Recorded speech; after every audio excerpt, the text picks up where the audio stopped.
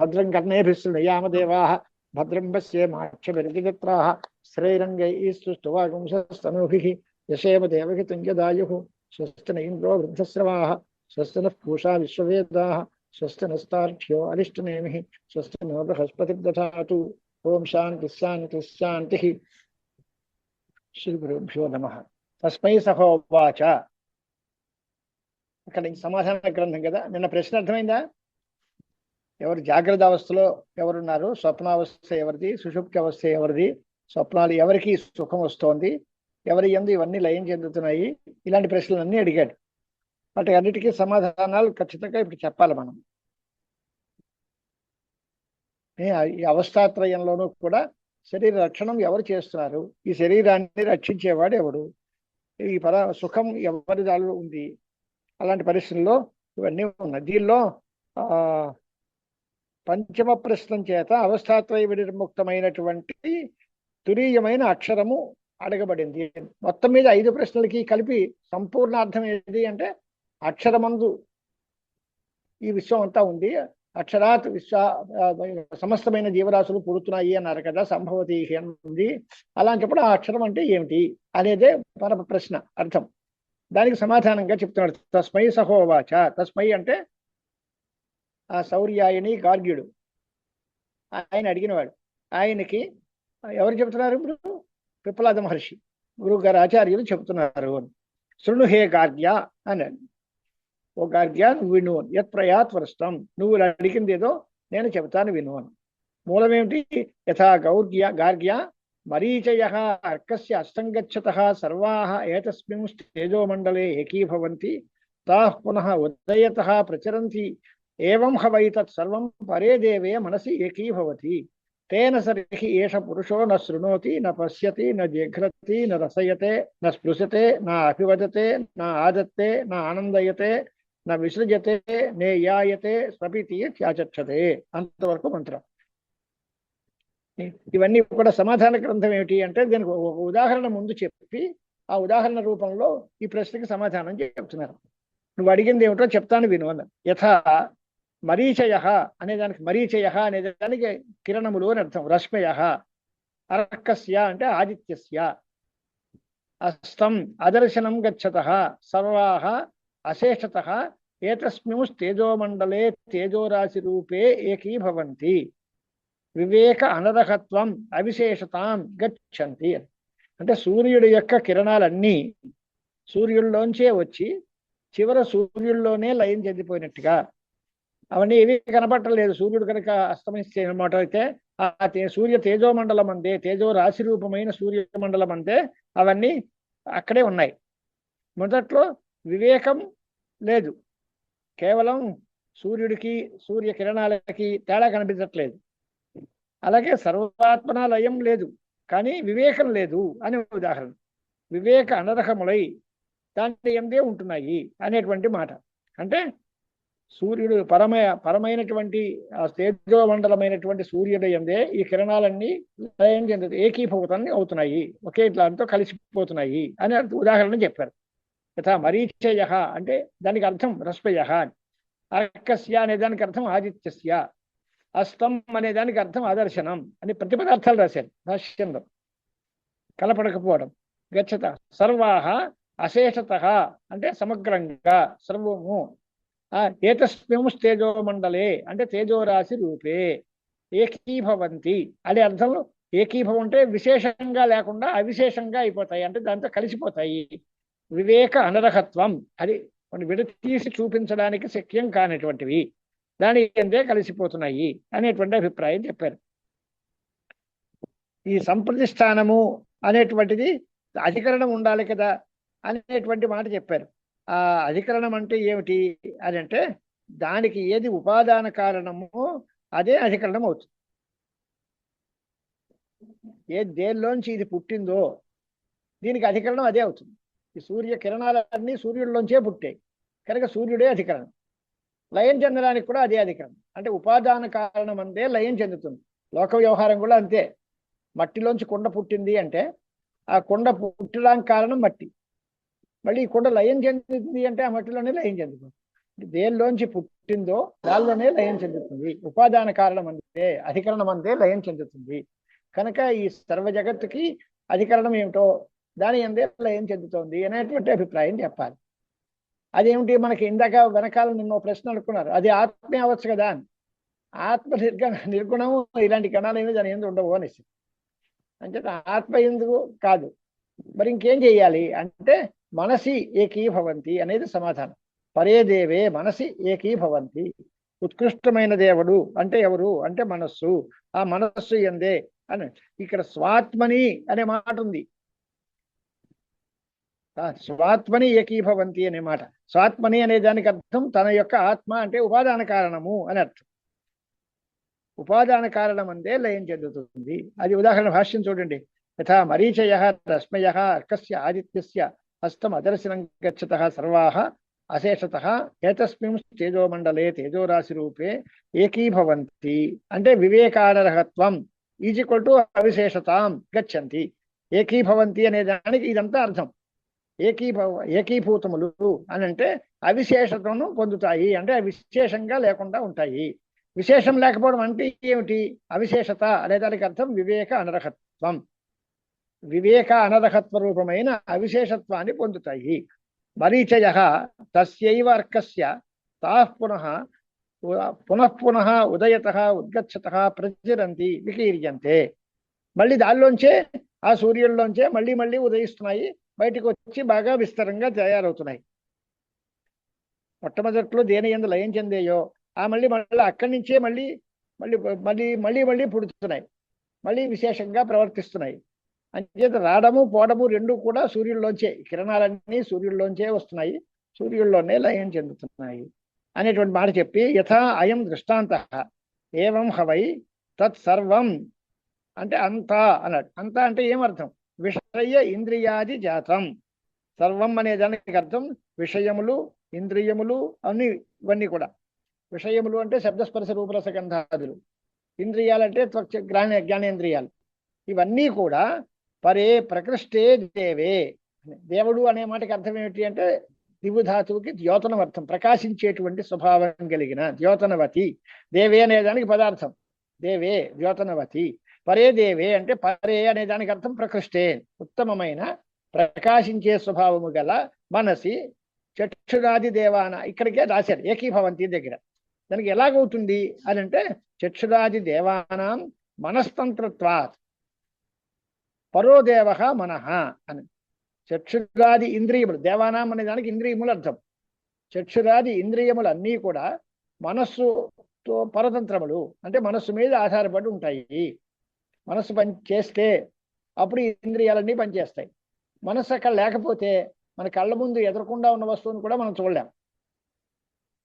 కంటి ముందే ఉన్నాను కదా, నేను అక్కడే ఉన్నానండి అంటే ఏమోనయ్యా నేను చూడలేదండి. చూడకపోవడం ఏంటి? మీ కంటి ముందే కూర్చున్నాను, మీ ఎదురకుండానే ఉన్నాను, నా మనస్సు దాని మీద నిలబడలేదు, నేను నిన్ను చూశానని అనుకోలేదు, చూడలేదు. అంటే మనస్సు యొక్క అధీనంలోనే ఇంద్రియాలన్నీ ఉంటాయి. ఈ ఇంద్రియాలన్నీ తమ తమ పనులు చేయాలి అంటే మనస్సే దీనికి ప్రధానమైనది. కాబట్టి మనస్సుని పరోదేవ అని పిలిచారు. మన పరతంత్రములు కనుక ఇంద్రియములన్నీ మనస్సులో అధీనంలో ఉంటాయి కనుక చక్షురాది దేవానాం మనస్తంత్రత్వాత్ అంటే మన అధీనములు అన్నారు కనుక దానికోసమే ఇది పనిచేస్తాయి. కాబట్టి పరోదేవ మనః తస్మిన్ ఎక్కడ స్వప్రకాలే ఏకీభవంతి. అంటే అదేంటండి ఇవన్నీ మనసులో ఏకీభూతములు అయిపోతాయా అని జాగ్రత్త కాలంలో తెలియదు, ఎవరి పని వాళ్ళు చేసుకుంటూ ఉంటారు. కన్ను చూస్తుంది, చెవి వింటుంది, అన్నీ అవుతాయి. కానీ స్వప్రకాలంలోకి వచ్చేసరికి ఇవి అన్ని ఇంద్రియాలు మనస్సులోనే లయం చెందిపోతాయి. అప్పుడు మనస్సులో ఏకమైపోతాయి. అప్పుడు మనస్సు ఒక్కటే పనిచేస్తుంది తప్ప తక్కువ జ్ఞానేంద్రియాలు ఏవి పనిచేయవు. అంచేత స్వప్రకాలే మనసు ఏకీభవంతి అని నడిచారు.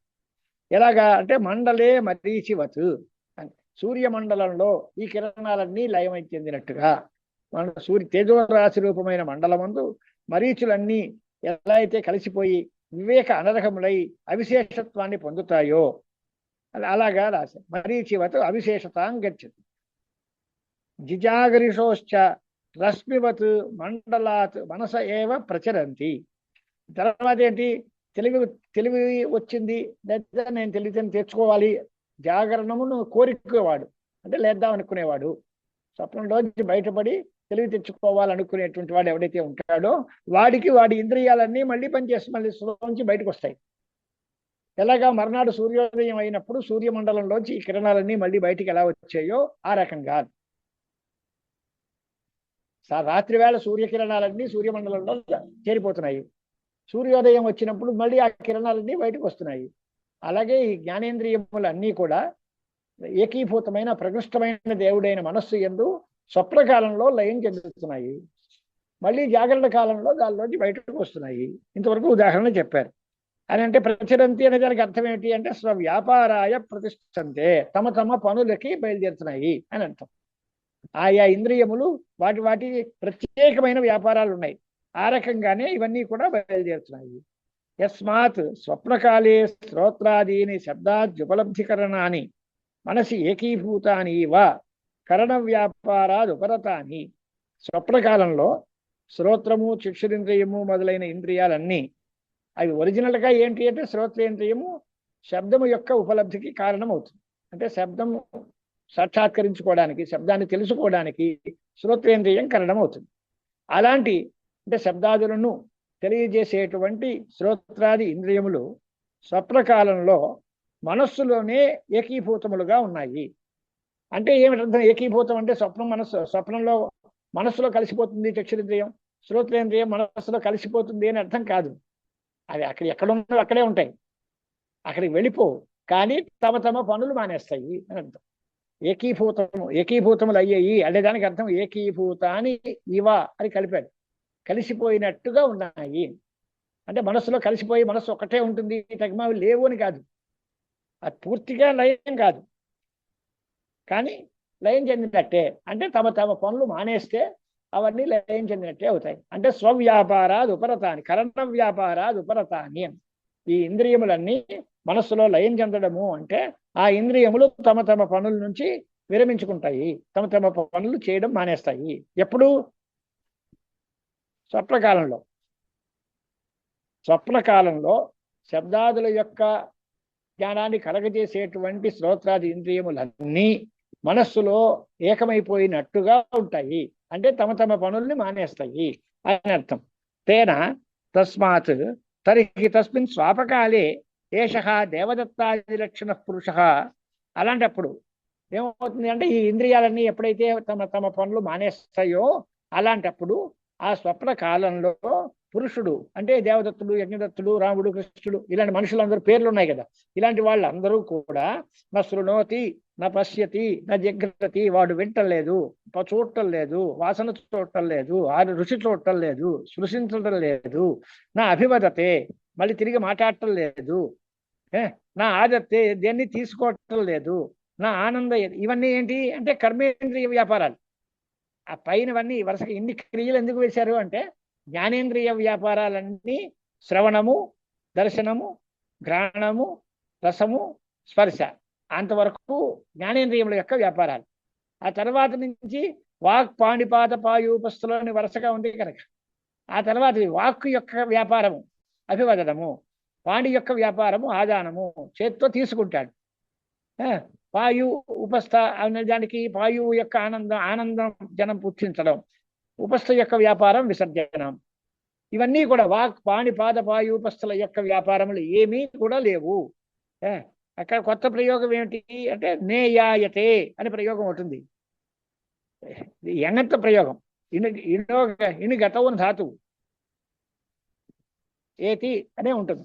దానికి ఎంగంతమైన ప్రయోగం. దానికి అర్థం ఏమిటి అంటే నా గచ్చతి అని అర్థం. ఇను ధాతువుకి ఏతి అంటే గచ్చతి అని అర్థం.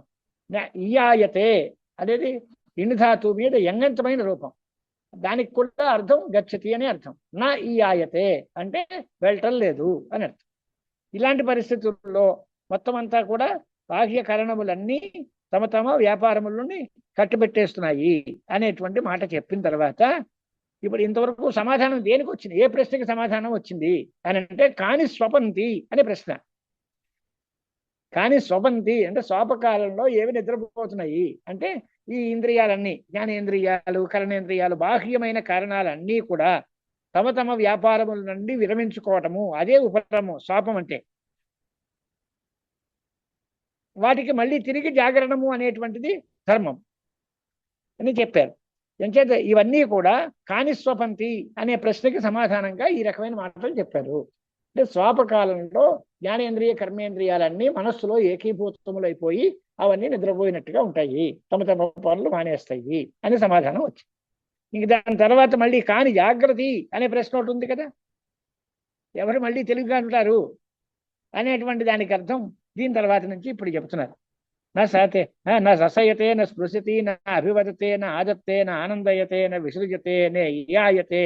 అంటే కేవలం అప్పుడేమవుతుంది, వాడు ఏ పని మానేస్తే ఏ పని చేయట్లేదా స్వపితి అంటే నిద్రిస్తున్నాడు అనే మాటే ఉంటుంది సమాధానం.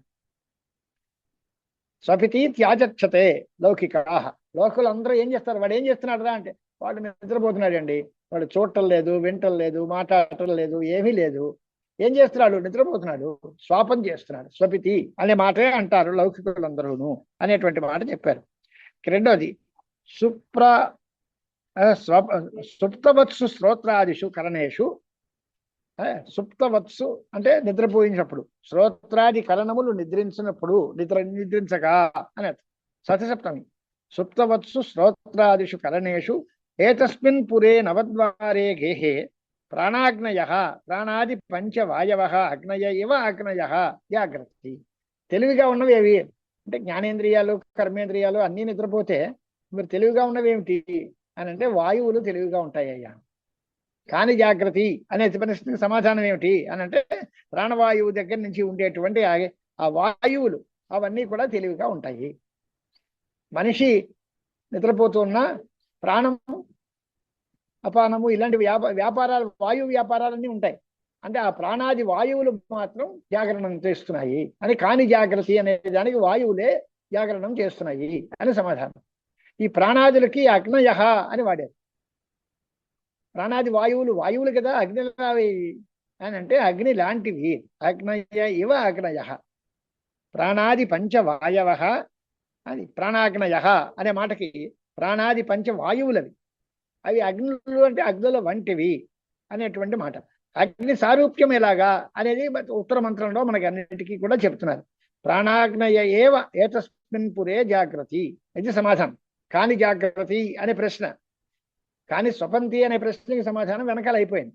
ఇప్పుడు కాని జాగ్రత్త అనేటువంటి ప్రశ్నకి సమాధానం 3వ మంత్రంలో ప్రారంభించారు. డైరెక్ట్ ఆన్సర్ ఏంటి అంటే ప్రాణాగ్నయ జాగ్రత్త, ప్రాణవాయువులే జాగరణం చేస్తున్నాయి. ఎక్కడ? ఏతస్మిన్ పురే, ఈ పురమందు. పురం అంటే నవద్వారములు కలిగినటువంటి శరీరము అనేటువంటిదే పురం. ఇవి పనిచేసేటప్పుడు ప్రాణవాయువులు మాత్రమే పనిచేసేటువంటి స్వాపకాలంలో అవి తగమవన్నీ ఇంద్రియాలన్నీ పడుకుంటాయి, జ్ఞానేంద్రియ కర్మేంద్రియాలన్నీ పడుకుంటాయి, వాయువులు మాత్రం పనిచేస్తాయి. ఆ స్థితి ఎప్పుడు అంటే సుప్తవత్సు శ్రోత్రాదిషు కరణేషు అని భాష్యం రాస్తున్నారు. ఆ శ్రోత్రాది ఇంద్రియములన్నీ నిద్రించుకుంటూ ఉండగా ఏతస్మిన్ పురే అంటే నవద్వారములు కలిగినటువంటి శరీరమందు ప్రాణాగ్నయ అనేది ప్రాణాది వాయువులు 5 అగ్నుల వంటివి, ఇవి జాగ్రత్త తెలివిగా ఉంటాయి అనేది వాక్యార్థం. ప్రాణాగ్నయ ఏవ ఏతస్మిన్ పురే జాగ్రత్త. తర్వాత మంత్రం ఏంటి? సమాధానం అయిపోయింది కదా. ఏవి నిద్రిస్తున్నాయి అంటే అయిపోయింది, శ్రోత్రాది ఇంద్రియములు. ఏవి తెలివిగా ఉన్నాయి? ప్రాణాది వాయువులు 5 అనిపోయింది. కానీ అండర్లో ప్రాణాగ్నయ అన్నాడు. ప్రాణము మొదలైనటువంటి వాయువులు అగ్ని లాంటివి అన్నాడు.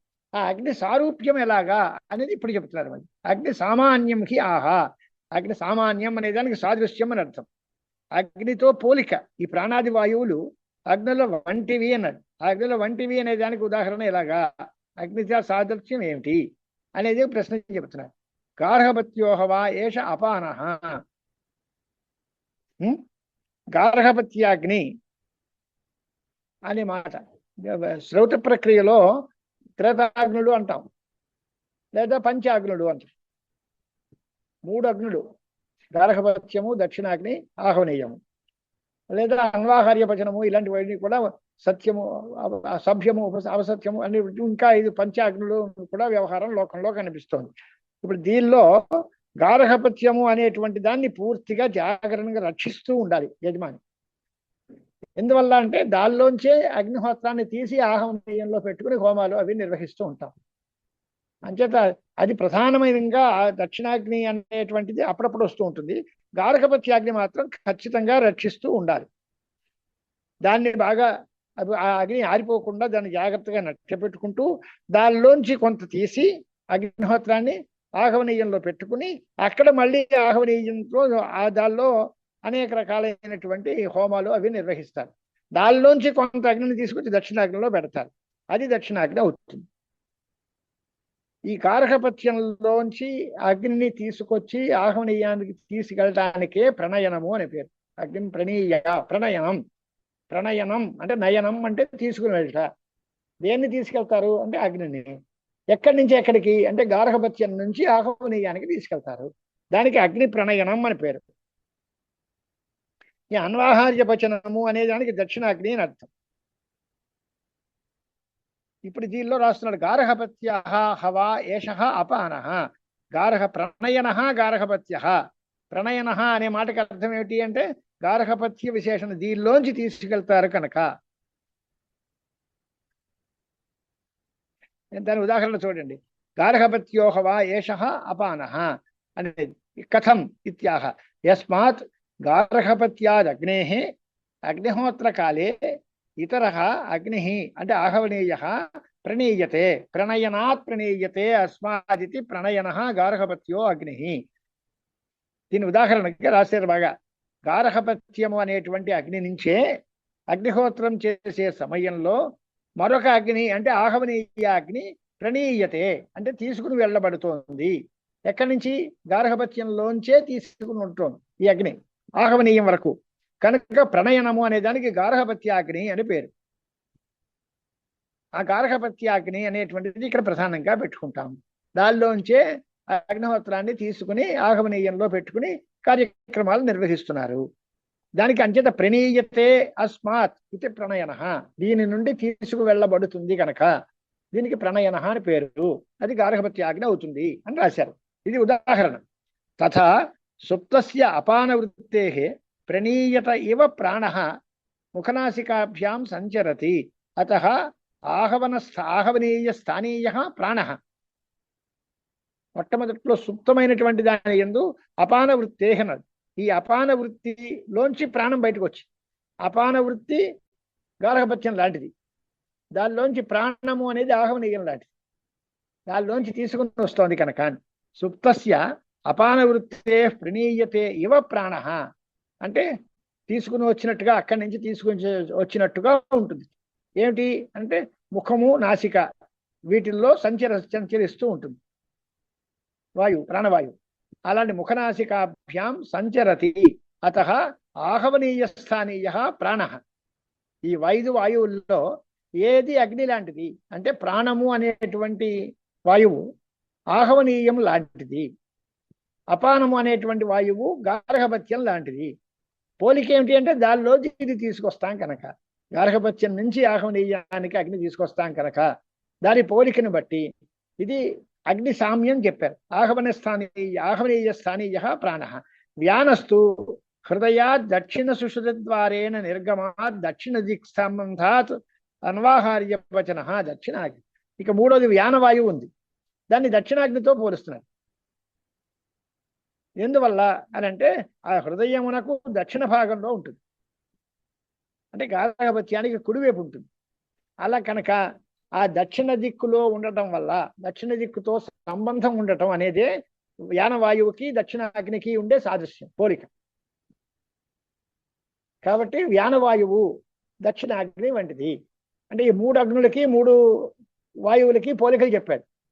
ప్రాణవాయువు అంటే ఆహవనీయ స్థానీయము, అపానవాయువు గార్హపత్య స్థానీయము, అన్వాహార్యపచనము దక్షిణాగ్ని స్థానీయము వ్యానవాయువు అని చెప్పారు. దానికి ప్రక్రియ రాస్తున్నాడు. అత్రచ ఈ అగ్నిహోత్ర హోమం చేసేటువంటి వాడు ఎవరు? దాన్ని హోత అంటారు, హోమం చేసేటువంటి వాడు అని అర్థం. అత్రచ హోత అగ్నిహోత్రస్య యత్ యస్మాత్ ఉచ్ఛ్వాస నిశ్వాసాౌ అగ్నిహోత్రాహుతి ఇవ నిత్యం ద్విత్వసామాన్యాదేవ త్వేతౌ ఆహుతి సమం సామ్యేన శరీరస్థితి భావాయ నయతి యో వాయు అగ్నిస్థానీయోపి హోత్ర చ ఆహుత్యోర్ నేతృత్వాత్ కోసౌ సహ సమాన అని తర్వాత మాట్లాడారు. సమాన వాయువు గురించి వెళ్తున్నారు. అంటే ప్రాణ అపాన వ్యాన వరకు అయ్యాం. సమానము ఉదానము అనేటువంటి రెండింటినీ కూడా వివరించాలి. అది ఈ తర్వాత భాష్యంలో దానికి వివరిస్తున్నారు. ప్రాణాది వాయువులన్నీ కూడా అగ్నిలో వంటివి అనడానికి అగ్ని సామ్యాన్ని ఉపపాదన చేస్తున్నారు భాష్యకారు. దానిలో మూడిటికి చెప్పేశారు. గార్హపత్యం లాంటిది అపాన వాయువు, ఆహ్మనీయం లాంటిది ప్రాణవాయువు, దక్షిణాగ్ని లాంటిది వ్యానవాయువు అని మూడు చెప్పేశారు. ఇప్పుడు దీనిలో ప్రకృతంలో వచ్చేసరికి సమాన వాయువు గురించి మాట్లాడుతున్నారు. ఈ అగ్నిహోత్ర హోమం చేసేటువంటి ఋత్విక్కు అంటే హోత అంటారు దాన్ని. హోమం చేసేటువంటి వాడు ఏం చేస్తాడు అంటే ఉచ్ఛ్వాస నిశ్వాసములనే ఆహుతులుగా చెబుతున్నారు. ఉచ్ఛ్వాసము నిశ్వాసము వీడు చేస్తాడు కదా, ఇవే అగ్నిహోత్ర ఆహుతుల వంటివి. ఎందువల్ల అంటే అవి రెండు ఉంటాయి, ఇవి రెండు ఉంటాయి. ఉచ్ఛ్వాస నిశ్వాసములు అంటే ఆహుతి అనే పదం భాష్యకారులు చెప్పారు కనుక ఉచ్ఛ్వాస నిశ్వాసములనే ఆహుతి అనేటువంటి పేరు. ఈ ఆహ్వనీయము అధికరణం, దానిలో ఆహుతులు వేస్తాం. అవి ఎలాంటివి అని అంటే అవి రెండు ఉన్నాయి కనుక, ఈ ఉచ్ఛ్వాస నిశ్వాసములు అనేవి రెండు ఉన్నాయి కనుక, అగ్నిహోత్ర ఆహుతులు అనేటువంటివి రెండు ఉన్నాయి కనుక, ఆ రెండింటిని బట్టి దీనికి పోలిక చెప్పారు. ద్విత్వ సామాన్యం, ద్విత్వము అనేటువంటిది సాదృశ్య ధర్మం కనుక ఏతవు ఆహుతి సమం నయతీతి సమాన. సమం అంటే సామ్యేన శరీర స్థితిభావాయ నయతి. వీటిని అన్నిటినీ శరీరము యొక్క నిలకడ కోసం సమానంగా అంతా కూడా సంచరింపజేస్తాడు. ఏ వాయువు అయితే సమానంగా ప్రయాణం చేయిస్తుందో అంటే సమం నయతి సహ సమాన. అది అగ్నిస్థానీయోపి హోత ఆహుత్యోర్ నేతృత్వ. ఈ హోత అగ్నిహోత్రం స్థానీయంలోనే ఉన్నాడు. అయినప్పటికీ అగ్నిస్థానీయమైనటువంటి హోత కూడా ఆహుతుల యొక్క నయనం చేస్తాడు కనుక వాడికి సమాన అని పేరు పెట్టాడు.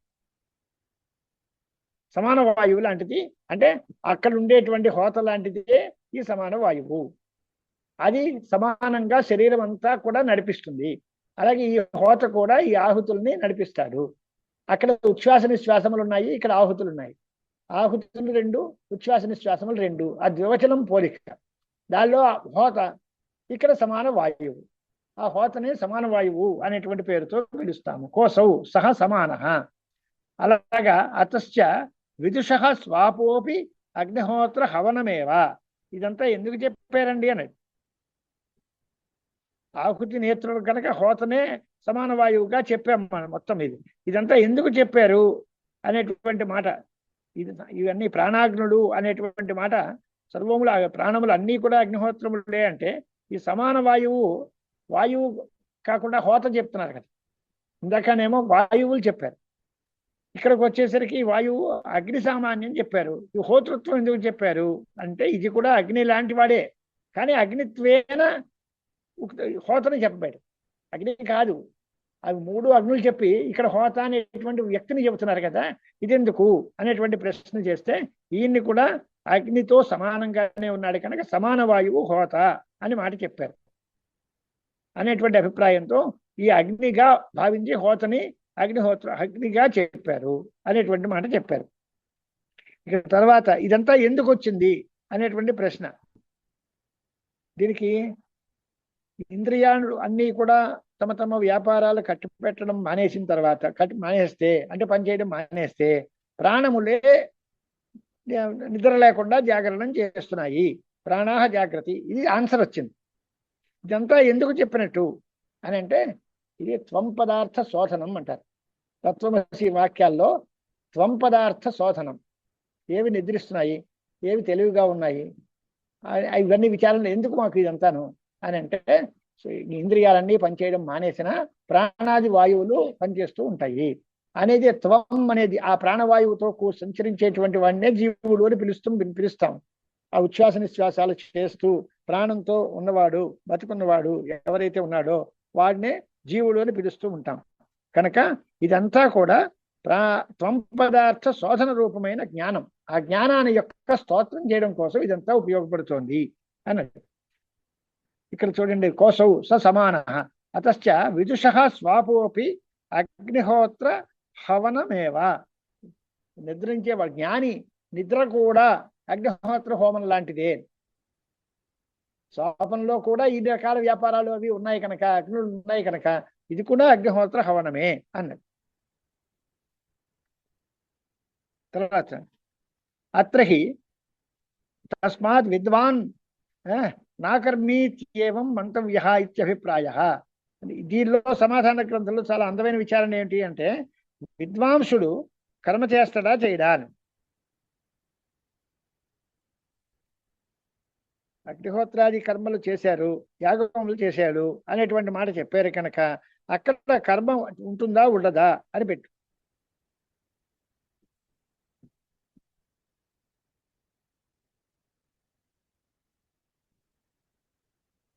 ఎక్కడ మీకు చూడండి,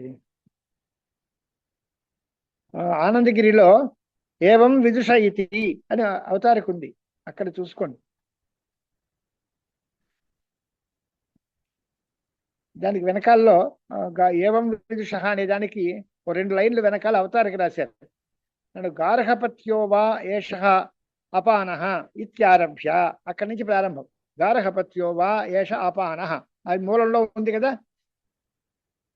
గార్హపత్యోవా ఏష అపానః ప్రాణాగ్నయ ఏవ ఏతస్మిన్ పురే జాగ్రత్త అని ఉపనిషత్తు చెప్పి, తర్వాత గార్హపత్యోహ వా ఏష అపానః వ్యానః అన్వాహార్య పచ్చనః యత్ గార్హపత్యాత్ ప్రణీయతే ప్రణయనాత్ ఆహవనీయ ప్రాణః అని చెప్పి, యదుచ్ఛ్వాస నిశ్వాసౌ ఏతౌ ఆహుతి సమం నయతి సహ సమానః మనోహవావ యజమానః అక్కడి వరకు చెప్పుకొచ్చాడు. ఈ గార్హపత్యమే అపానము, ప్రాణవాయువు అనేటువంటిది ఆహవనీయము, ఉచ్ఛ్వాస నిశ్వాసాలు సమంగా నడిపేటువంటి దాన్ని సమాన వాయువు అంటారు. దీనికి యజమాని ఎవరు అంటే మనః హవావ యజమానః, మనస్సే యజమాని. అగ్నిహోత్రం చేసేటువంటి ఒక యజమాని ఉన్నాడుగా, వాడెవరు అంటే మనస్సే యజమాని అనేటువంటి మాట చెప్పారు. కనుక ఇలాంటి స్థానంలో విద్వాంసుడైనటువంటి వాడు కూడా కర్మాచరణం చేస్తున్నాడే ఉన్నాడు, కానీ అకర్మీ కాడు, కర్మలు మానేసిన వాడు కాదు. ఆ భాష్యం రాస్తున్నారు. దానికి వ్యాఖ్యానం ఆనందగిరి రాశారు. నన్ను గార్హపత్యోవా ఏషోపానః ఇత్యారభ్య మనోహవావ యజమానః ఇత్యంతేన గ్రంథేన, ఇక్కడి నుంచి ఇక్కడ వరకు అనే గ్రంథంతో విద్వాన్ అకర్మీ నభవతి ఇది స్తూయతే. విద్వాంసుడైన వాడు కర్మలు చెయ్యడు అనే మాట లేదు, అకర్మీ కాడు అని చెప్పారు. అస్తు ఏవం తత్ర అగ్నిహోత్రాది కర్మ ప్రతీతే ఉదానస్య యాగఫలస్థానీయత్వోక్తేస్తు న తత్ఫలత్వం తత్ర కర్మ అప్రతీతే. దీనిలో ఈ 4 వాయువుల దగ్గర కర్మ అనేది కనిపిస్తోంది. ప్రాణవాయువు, అపానవాయువు, వ్యానవాయువు, సమాన వాయువు, ఈ 4 దగ్గర కర్మలు కనిపిస్తున్నాయి కనుక విద్వాంసుడు కర్మాచరణం చేస్తున్నాడు. వాటి అన్నిటికీ అదంతా చేస్తే చేయొచ్చు. అగ్నిహోత్రాది కర్మలు పనిచేస్తున్నాయి. ఈ తర్వాత ఏంటి, ఆఖరిది ఉదాన వాయువు ఉంది. ఈ వాయువు యాగ ఫలంగా ఉందే తప్ప దీనికి కర్మ లేదు కాబట్టి ఇది ఎలా కుదురుతుంది అని ప్రశ్న. అస్తు తత్ర అగ్నిహోత్రాది కర్మ ప్రతీతే తత్ అస్తు ఏవం అని వెనకాల కన్వయం.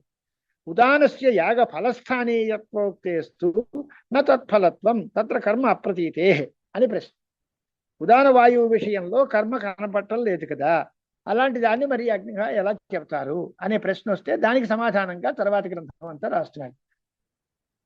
తస్మాత్ విద్వాన్ నాకర్మీత్యేవం మంతవ్య ఇత్యభిప్రాయ. సర్వదా అంటే సర్వాణి భూతాని విచిన్వంత్యపి స్వపతే ఇది వాజసనేయికే.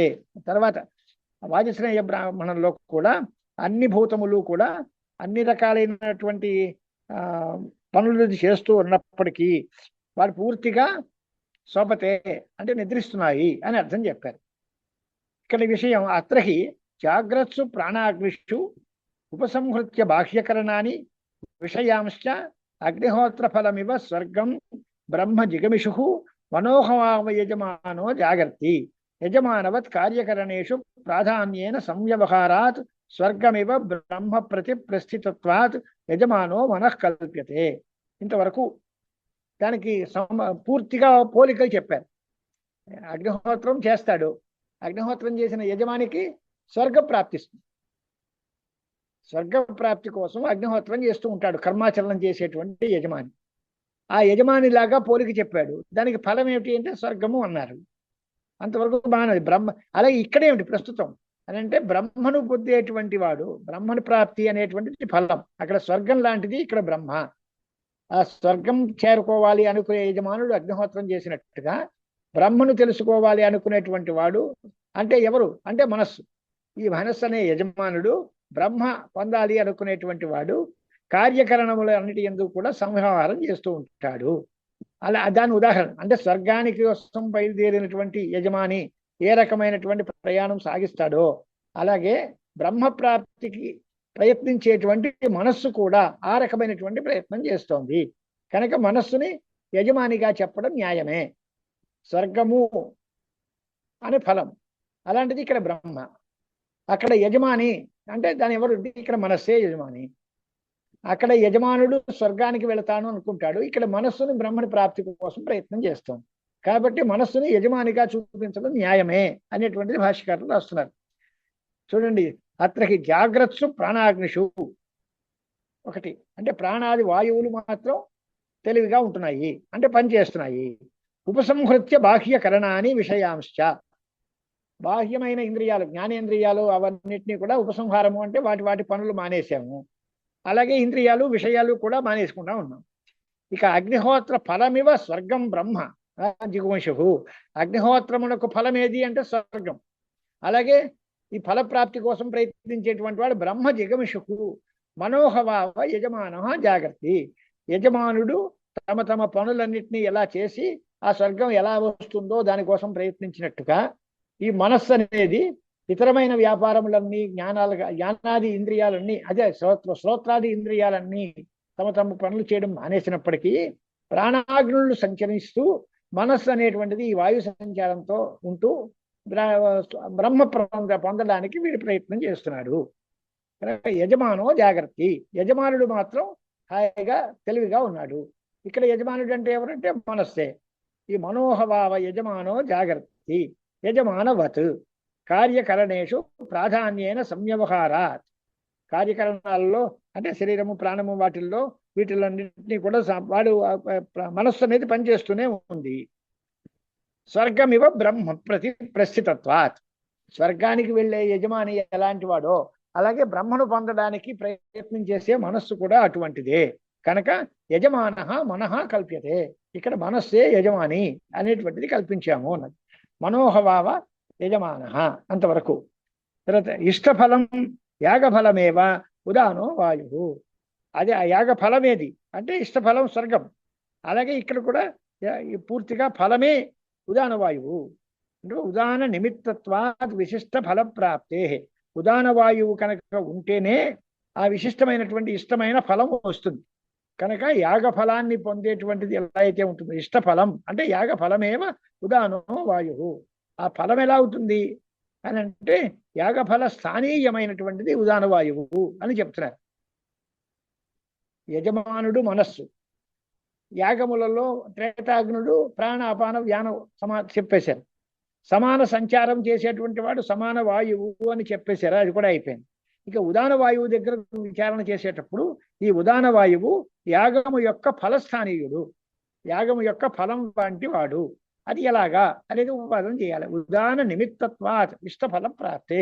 ఉదాన వాయువే కారణం ఇష్టఫల ప్రాప్తికి. ఇష్టఫలం లభించాలి అంటే ఉదాన వాయువే నిమిత్తము. ఎలాగా? కథం సహ ఉదాన. ఆ ఉదాన వాయువు మనాఖ్యం యజమానం స్వప్నవృత్తి రూపాదపి ప్రత్యావ్య అహరహ సుషుప్తి కాలే స్వర్గమేవ బ్రహ్మ అక్షరం గమయతి.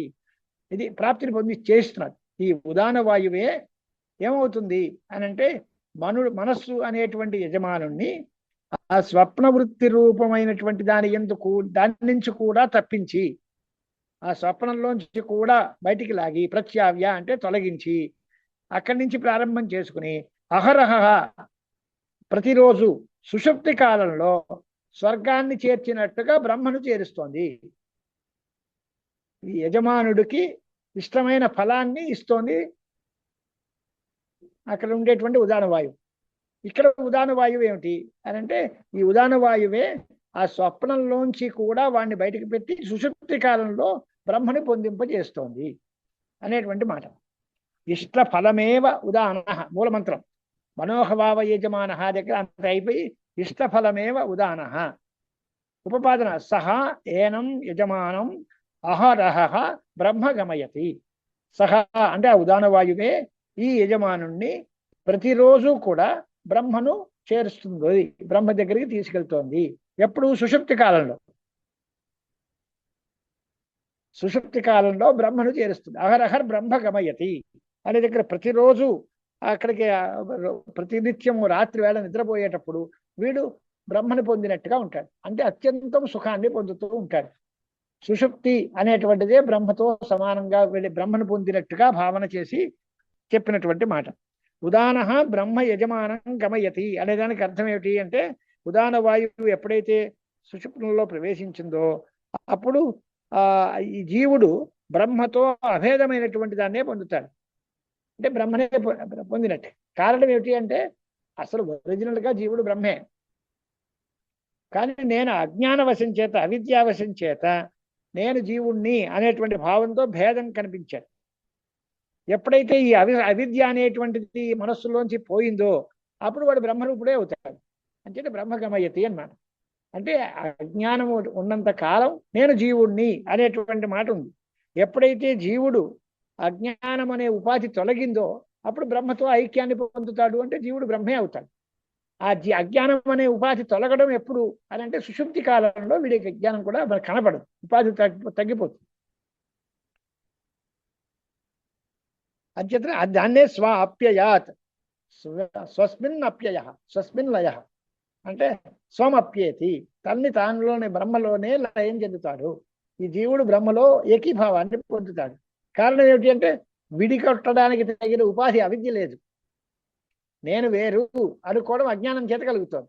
ఆ అజ్ఞానం ఎప్పుడైతే పోయిందో సుషుప్తి కాలంలో నేను బ్రహ్మే, బ్రహ్మలోంచే చేరాడు, బ్రహ్మలో బ్రహ్మాత్మనా సంస్థితి అనేటువంటి మాట ఉంటుంది. కనుక భేదకమైన ఉపాధి అదే మనస్సు, అది లేకపోవడం వల్ల బ్రహ్మరూపుడే అవుతాడు. కాబట్టి దాని యందే లయం చెందినట్టుగా మనకు బాగా గమనించుకుని ఉండాల్సి వస్తుంది. అంచేత అహరహర్ బ్రహ్మ గమయతి అని రాశారు మంత్రంలో. ఇప్పుడు దానికి వ్యాఖ్యానం ఇష్టఫలం యాగఫలమేవ ఉదానో వాయు, దాని భాష్యం అది. ఇష్టఫలం అని మూలం మంత్రంలో ఇష్టఫలమేవ ఉదాన అని ఉంది. ఇష్టఫలం అనే దానికి యాగఫలం ఏవా దగ్గర యాగఫలం ఇవ అని మాట పెట్టుకోండి.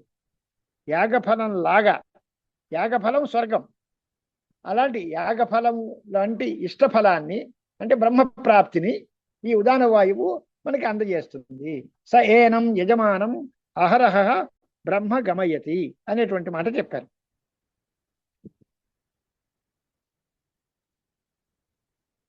అంటే ఇక్కడ మొత్తం మీద పర్యవసానం ఏమిటి అంటే, ఇష్టఫలముగా ఉదాన వాయువునే కల్పించాము.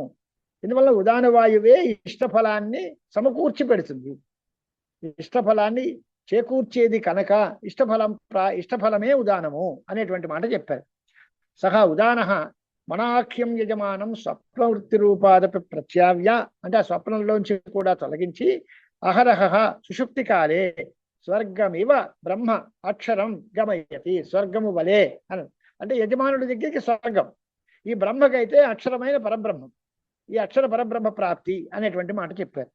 కనుక అత యాగ ఫలస్థానీయ ఉదాన ఏం విదుష శ్రోత్రాది ఉపరమకాలాద్ ఆరభ్య యావత్ సుప్తోత్థితో భవతి తావత్ సర్వయాగ ఫలానుభావయేవ నా అవిదుషాం ఇవ అనర్థాయ ఇది విద్వత్తా స్తూయతే అనమాట. ఇదంతా కూడా ఎక్కడ విద్వాంసులైన వాడికి ఆ జ్ఞానేంద్రియాలు పనిచేయడం మానేసిన దగ్గర నుంచి ప్రారంభం, శ్రోత్రాది ఉపరమ కాలం దగ్గర నుంచి ప్రారంభం చేసి వాడు హాయిగా నిద్రపోయి సుప్తోత్థితో భవతి వరకు, ఈ శ్రోత్రాదులు ఎప్పుడైతే స్వప్నాన్ని మానేసుకుంటాయో ప్రాణములన్నీ బయలుదేరుతాయో ఇలాంటివన్నీ కూడా విద్య యొక్క జాగరణము అనేటువంటి మాట. దీనిలో విద్యాయా జాగరణం శ్రోత్రాది బాహ్యేంద్రియ ధర్మ, శరీర రక్షణం ప్రాణధర్మ, ఇవన్నీ చెప్పడం వల్ల ఇది ఆత్మధర్మం కాదు అని తేల్చారు. అంటే వెనకాల నిన్న మనం అనుకున్నట్టుగా ఇవన్నీ ఆత్మధర్మాలే అయితే ఎలా అవుతాయి, ఆత్మకి ఇటువంటి ధర్మాలు ఉండవు కదా, నిర్గుణం కదా, నిర్ధర్మకం కదా అని ప్రశ్న చేస్తే ఇవన్నీ ఆత్మధర్మాలు కాదు బాబు, మనస్సు యొక్క ధర్మాలు. దీనికి ప్రాణాగ్నులన్నీ జాగరణం చేస్తాయి. వాటికి సంబంధం ఉంది. శరీర రక్షణం అనేటువంటిది ఎవరి ధర్మము అంటే ప్రాణవాయువు ధర్మము. శరీరాన్ని రక్షించేది ప్రాణవాయువే. శరీర రక్షణం కస్య ధర్మ అని ఓ ప్రశ్న చేశారు. ఈ శరీరాన్ని రక్షించేది ఎవరు అంటే ప్రాణము. యాగ ఫలాన్ని అంటే ఏమిటి? అది ఉదాన వాయువు. ఈ ప్రాణాగ్నులు మాత్రం హాయిగా తెలివిగా ఉంటాయి అనేటువంటి వెనకాల ప్రశ్నలన్నిటికీ సమాధానం చెబుతూ ఈ సందర్భంగా అవిద్వాంసులకి ఇలా అయితే ఇవన్నీ అనవసరమో ఆ రకంగా ఇలాంటిది కాదు. విద్వాంసులైన వాటికి యాగఫలానుభవం లాగా వీళ్ళని కూడా విద్యని స్తోత్రం చేస్తున్నాయి. విద్య ఎప్పుడైతే ఉందో ఏవం విదుష అనేటువంటి మాట, దానికి అర్థం శ్రోత్రాదులు తమ తమ పనులు మానేసిన తర్వాత మనస్సు పనిచేస్తుంది కాబట్టి జాగరణము అనేటువంటిది శ్రోత్రాది బాహ్యేంద్రియ ధర్మము, శరీర లక్షణం ప్రాణధర్మము. ఈ రకంగా చెప్పడం, విద్యని స్తోత్రం చేయడం ఎంత ఎందుకోసం అంటే త్వం పదార్థ వివేకము, త్వం పదార్థ శోధనము. జీవుడి యొక్క స్వరూప స్వభావాలు ఏమిటి, జీవుల్లో ఎన్నెన్ని ఉంటాయి. జీవుడు అంటే ఏమర్థం అంటే దానిలో జ్ఞానేంద్రియాలు ఉంటాయి, కర్మేంద్రియాలు ఉంటుంది, మనస్సు ఉంటుంది, ప్రాణం ఉంటుంది, ప్రాణాది వాయువులు ఉంటాయి, ఇవన్నీ కదా. వీటిల్లో ఎవరెవరు ఏ ఏ పని చేస్తారు, ఏ పని ఎప్పుడు ఏ కాలంలో చేస్తారు, ఏ కాలంలో అవి పనిచేయడం మానేస్తాయి, వీటిని అన్నిటినీ శోధన చేసి ఆ జీవుడి త్వం పదార్థమైనటువంటి జీవుడిని శోధనం చేసింది ఈ గ్రంథం అంతా అనేటువంటి మాట.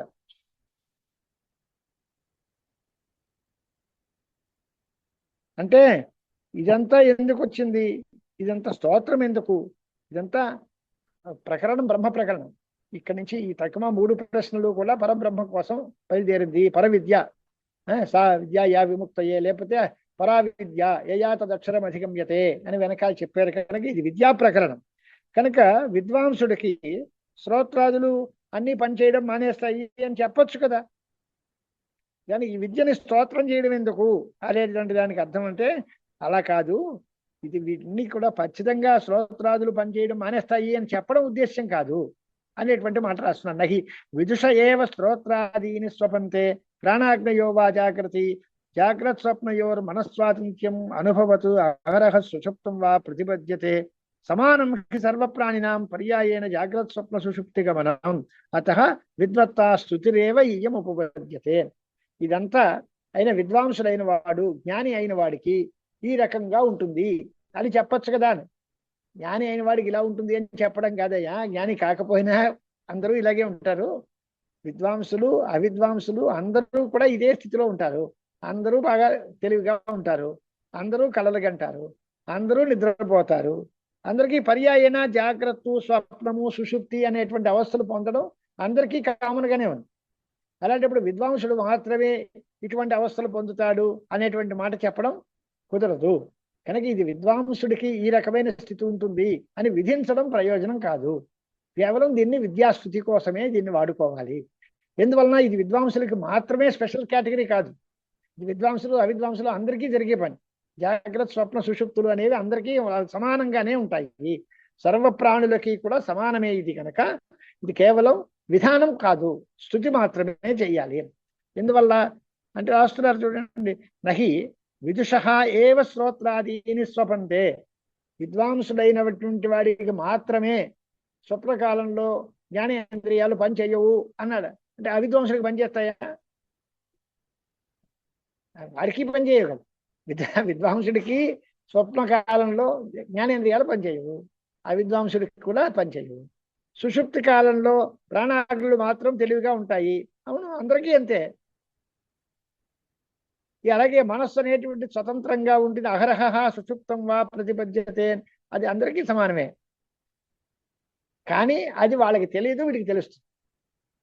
అహరహర బ్రహ్మ గమయతి అనే దగ్గర ఇక్కడ రాత్రి వేళ మనస్సు అనేటువంటి యజమాని స్వర్గానికి తీసుకెళ్ళినట్టుగా ఈ మనస్సుని ప్రతిరోజు ఆ సుషుప్తి కాలంలో బ్రహ్మను పొందింపజేస్తోంది అనే విషయం విద్వానికి తెలుస్తుంది. కనుక ఆ విద్యని స్తోత్రం చేయడమే ఇక్కడ లక్ష్యం తప్ప ఇలా జరుగుతుంది అని విధించడం అయితే అవన్నీ విద్వాంసులకే జరగాలి, అవిద్వాంసులకి జరగకుండా ఉండాలి. కానీ అలా లేదు. లోకం అందరికీ సమానంగానే ఉంది. జరిగే పని అందరికీ సమానంగా ఉన్నప్పుడు ఆ పనిని గుర్తించడం మాత్రం జ్ఞానులు చేస్తారు. విద్వాంసులకి ఈ రకమైన స్థితి ఉంటుంది అని విద్యని స్తోత్రం చేయడమే ఈ మంత్రం యొక్క అభిప్రాయము. అంటే సమానం హి సర్వప్రాణినాం పర్యాయేణ జాగ్రత్త స్వప్న సుషుప్తి గమనం అతః విద్వత్తా స్తుతిరేవ ఇయం ఉపపద్యతే. విద్యని స్తోత్రం చేయడమే ఇక్కడ జరిగినటువంటి పని అని రాశారు. అత్ర ఏష దేవ స్వప్నే మహిమానం అనుభవతి అని. దీని తర్వాత స్వప్నం చూసేవాడెవడు అని 4వ ప్రశ్న వేసినగా యత్పృష్టం కతర ఏష దేవ స్వప్నాన్ పశ్యతి. ఈ స్వప్నాన్ని చూసేవాడు ఎవరు అన్నది. దానికి సమాధానం చెప్తున్నారు. తత్రాహ అత్ర అంటే ఉపరతేషు శ్రోత్రాదిషు, శ్రోత్రాది ఇంద్రియాలన్నీ తమ పనులు చేయడం మానేసేయి. దేహరక్షాయి జాగ్రత్సు ప్రాణాది వాయుషు, ఈ దేహాన్ని రక్షించుకోవడం కోసం ప్రాణాది వాయువులు మాత్రం పనిచేస్తూ ఉంటాయి. ఇది స్థితి వెనకాల చెప్పింది. ఈ స్థితిలో అత్ర అంటే ఇలాంటి సమయంలో, ఇక్కడ అన్నది. ఇక్కడ అంటే అర్థం ఏమిటి అని అంటే వెనకాల చెప్పినటువంటి జ్ఞానేంద్రియాదులన్నీ ఇంద్రియాలన్నీ పనిచేయడం మానేసేయి. దేహరక్షణం కోసం ప్రాణాది వాయువులు మాత్రం పనిచేస్తున్నాయి. ప్రాక్ సుషుప్తి ప్రతిపత్తేహే, సుషుప్తి వరకు వెళ్ళలేదు. ఏతస్మిన్ అంతరాళే అంటే జాగ్రత్త కాలం అయిపోయి సుషుప్తి రాకముందు స్వప్నకాలంలో అంతరాళే ఏషః దేవః అంటే ఎవరు మనస్సు అర్క రశ్మివత్ స్వాత్మని సంహృత శ్రోత్రాది కరణ స్వప్నే మహిమానం విభూతిం విషయి లక్షణం అనేకాత్మభావ గమనం అనుభవతి ప్రతిపద్యతే. అంటే ఈ కలగనేది ఏది అని అంటే మనస్సే. వెనక చెప్పినటువంటి మనస్సులోనే ఇదంతా జరిగింది కనుక అంటే ఆ మనస్సే ఈ స్వప్నాలన్నిటినీ చూస్తోంది. ఆ స్వప్నము యొక్క ఈ మహిమ అంతా కూడా మనస్సు అనుభవిస్తోంది. ఇది మనస్సు యొక్క మహిమే ఇదంతా అనేటువంటిది సమాధానం వచ్చిందనమాట. ఏతస్మిన్ అంతరాళే అనే దగ్గర అర్థం అంటే ప్రాక్ సుషుప్తి ప్రతిపత్తేహే, జాగరణం అయిపోయింది, ఇంద్రియాలన్నీ పనిచేయడం మానేసేయి, సుషుప్తి వరకు వెళ్ళలేదు.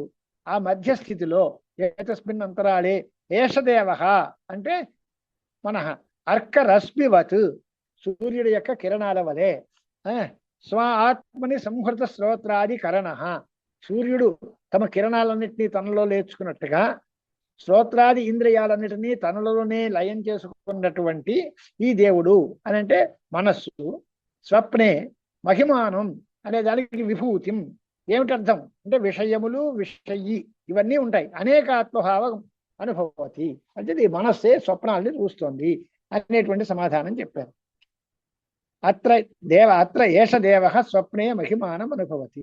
యదృష్టం దృష్టం అనుపశ్యతి శృతం శృతమేవార్థం అనుశృణోతి దేశ దిగంతరైశ్చ ప్రత్యనుభూతం పునః పునః ప్రత్యనుభవతి దృష్టం చ దృష్టం చ శృతం చ శృతం చ అనుభూతం చ అననుభూతం చ సత్యాసత్య సర్వం పశ్యతి సర్వః పశ్యతి అనేటువంటి మాట.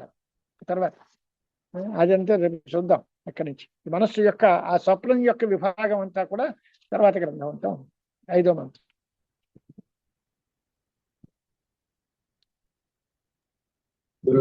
పౌర్ణమి పాఠం రేపు ఎల్లుండి కూడా లేవు. రేపు ఎల్లుండి పాఠం అంటే మనందరం ఎలాగా ఆయన వస్తున్నారు కనుక అందరూ మీట్ అవుదాం లైన్లో. పాఠం వద్దు. ఇప్పుడు ఆయన దగ్గరకు వచ్చారు మీరు చేశారంటే మంచిదే. మీతో పాటు నేను కూడా శంకరాచార్య వారికి పూజ చేస్తాం అంతే. అదే చెయ్యం, అందరం కలిపి చేసే పని అంతే తప్ప ఇది గురు పూజ అంటే మీరు నాకు చేయడం నేను మీకు చేయడం ఇవేమీ కాదు. మన అందరం కలిసి శంకరాచార్య స్వామి వారిని అక్కడ కూర్చోబెట్టుకుని వారి పాదాలకి పూజ చేయడం. మీ అందరి ప్రతినిధిగా ఆయన వస్తారు, భానుప్రకాష్ గారు, నేను ఉంటాను. అందరం కలిసి శంకరుడికి పూజ చేద్దాం. అది కూడా మీరు ఆన్లైన్లో చూద్దరు. కానీ ఆ శివానుగ్రహం చేత మనకి ఏదైనా కొంత జ్ఞానం తర్వాత వస్తే అది పూర్తి చెందుతుంది. మళ్ళీ విధి నుంచి మనం చదువుకోవడానికి ప్రయత్నం చేద్దాం. ఆయన 8ంటికి వస్తానలేదు అన్నారు కదా. ఆయన వచ్చిన తర్వాత ఈ జూమ్ లింక్ పెడతాను. ఆ పూజ కూడా మీరందరూ చూడడానికి వీలవుతుంది. పూజ చూస్తూ ఉంటారు. శంకరాచార్య వారి విగ్రహం ఉంది. ఆ విగ్రహానికి అష్టోత్తర నామాలతో చక్కగా పూజ చేసుకుందాం. అది అయిన తర్వాత ఇది ప్రధానంగా శంకరుల మీద భక్తి ప్రపత్తులు కలగటం, మన గురువు గారు భారతీ తీర్థుల వారిని పూజ చేయడం అదే ప్రధానం తప్ప గురు పూజ అనేది ఏదో మీరు నాకేదో ఇస్తారనే ఉద్దేశమే కాదు అసలు. అది ఆనుషంగికం. అది ఉన్నా లేకపోయినా దానికోసం జరిగే పాఠ ప్రవచనమే కాదు ఇది. మంచిది, చాలా సంతోషం. భద్రం కర్ణేభిస్సులు యామదేవా భద్రం పశ్యేమాక్షభిర్యజత్రాः శ్రైరంగైः స్తుష్టువాగుంసస్తనూభిः యశేమ దేవహితం యదాయుః స్వస్తి న ఇంద్రో వృద్ధశ్రవాः స్వస్తి నః పూషా విశ్వవేదాः స్వస్తి నస్తార్క్ష్యో అరిష్టనేమిః స్వస్తి నో బృహస్పతిర్దధాతు. ఓం శాంతి శాంతి శాంతి. అతి కళ్యాణ రూపత్వాన్ నిత్య కళ్యాణ సంశ్రయాత్ స్మర్తॄణాం వరదత్వాచ్చ బ్రహ్మతన్ మంగళం పరం. అశుభాని రాజశ్చేతనోతి శుభసందతిం స్మృతిమాత్రేణ యత్పుంసాం బ్రహ్మతన్ మంగళం పరం. ఓంకారశ్చాథ శబ్దశ్చ ద్వావేతో బ్రహ్మణః పురా కంఠం భిత్వా వినిర్యాతౌ తస్మాన్ మంగళికా ఉభౌ. ఓం అథ ఓం అథ ఓం అథ